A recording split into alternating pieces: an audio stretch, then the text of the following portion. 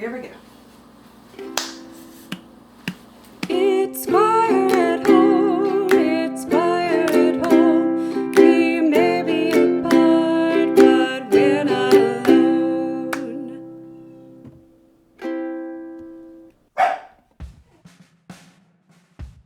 Hey choir, today is Tuesday, September 15th. Today's quote of the day is take the first step in faith. You don't have to see the whole staircase, just take the first step. And that's from Martin Luther King Jr. All right, y'all, today I want to look at some music, some sheet music. So we've talked a lot about what music sounds like and translating that into what it looks like and writing that on a paper. But now we are going to look at what the actual printed music actually looks like. So we're going to do this with A la Puerta del Cielo. All right, so here it is. This is what it looks like. I want you to try and follow along with me as I sing A la Puerta del Cielo. Now, if you are in class with me right now, you're not going to sing out loud. You're going to audiate. That means move your mouth, but don't make any sound. If you are at home, please do sing. Use this time to practice this song because eventually I might ask you to record it for me so I can hear you singing it. All right, y'all, here we go. Ready, follow along, here we go. A la puerta del cielo vienten zapatos, palos anhelitos que andan descalzos. Duérmete, niño, duérmete, niño, duérmete, niño, aru, aru. Very good, y'all. Let's look at what we're seeing here on the page. At the top of the music, we have the title. We have the title of the song. Now, sometimes in the music, we're going to have the composer listed as well. The composer is kind of like the author of a book, but instead a composer of a piece of music. That person wrote the music. Sometimes they also wrote the words as well as the music, but sometimes they borrowed the words from somebody else and it'll say words by somebody and music by someone else. So pay attention to those names. Now, this one is a folk song. So for that reason, it doesn't have any names at the top. Sometimes that happens. It means it's something like happy birthday or row, row, row your boat or something like that, where maybe we could figure out who the composer is, but for the most part, we just think of it as something that we have passed down from one person to the next over time. So that's where you'll find information about the piece. On the top line of the music, at the very beginning, there are a couple of really important things. Very first, you will see this. This is a tempo marking. That tempo marking tells us how many beats per minute. So this is telling us a quarter note equals 64 beats per minute. So when I use a metronome, that's how I set the metronome. So for instance, if this were to say 60 beats per minute, well, that means one every second because there are 60 seconds in a minute. And because that equals a quarter note, that means 60 quarter notes every second. Or, nope, every minute. That would be way crazy fast. Don't even want to think about that. Anyway, so that is going to be your tempo marking.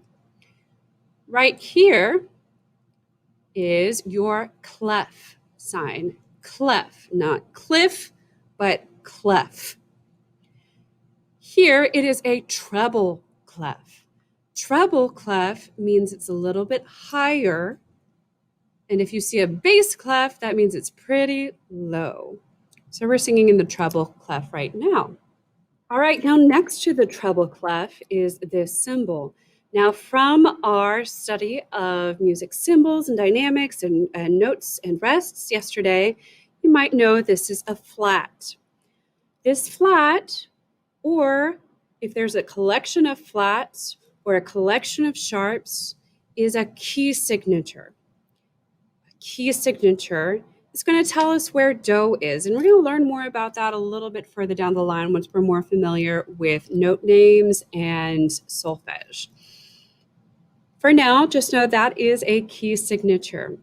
I know how to decode that, so I will always tell you where do is. This tells us that do is on the first space. So that second note will be do. But let's not worry about that for now. So that's your key signature. Next to that, it kind of looks like a fraction without the line in between. This is called a time signature. A time signature tells us how many beats per measure and what kind of note gets one beat. How many beats per measure and what kind of note gets one beat. The top number is going to be the one that tells us how many beats per measure. Because this is a 2, the top number is easy. That just means there are 2 beats or 2 pulses in each measure. The bottom number tells us what kind of note gets one beat. And it's a little difficult to translate this, but basically what you're going to do is you're going to learn the code and learn that if there's a 4 on the bottom, that means a quarter note like this quarter note will get one beat. A quarter note will get one beat in this time signature. Now, all of this is information that happens at the very beginning of the piece of music. Then you see you have notes on a staff. Remember, the staff is a series of 5 lines and 4 spaces. So that's what all of this is. It is a staff. Now we have the first line of a staff, and then we go down here and we have another line of the staff. The plural of staff, meaning when we have multiple staff, we call them staves. Staves. In this page, we have not 1, 2, or even 3, but 4 staves. Awesome. I'm going to switch up my color to something else. Well, let's look at what else we see on this page. First of all, we see that there are up and down or vertical lines called bar lines. Bar lines. These bar lines separate our music into measures. A measure is going to be the space between 2 bar lines. So I'm going to kind of draw a little bracket there and show you that is a measure. Hope you're with me so far. Ask questions, always ask questions. Now, a really important thing we do in our music is number our measures. That helps us understand where we are in the music and helps us communicate about the music.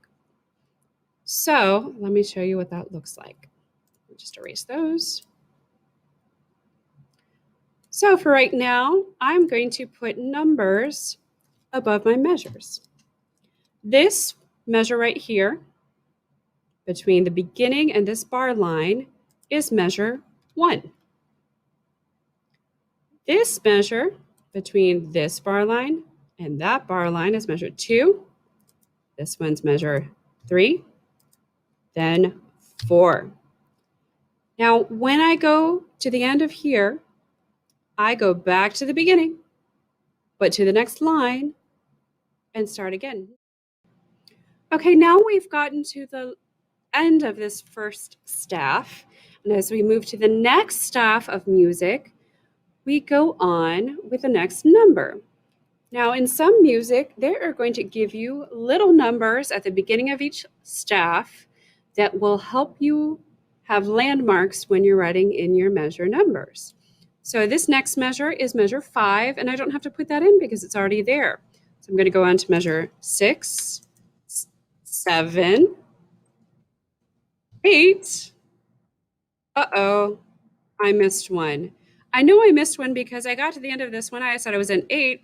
I went to the next line and I skipped 9. So I realized, okay, I skipped 9.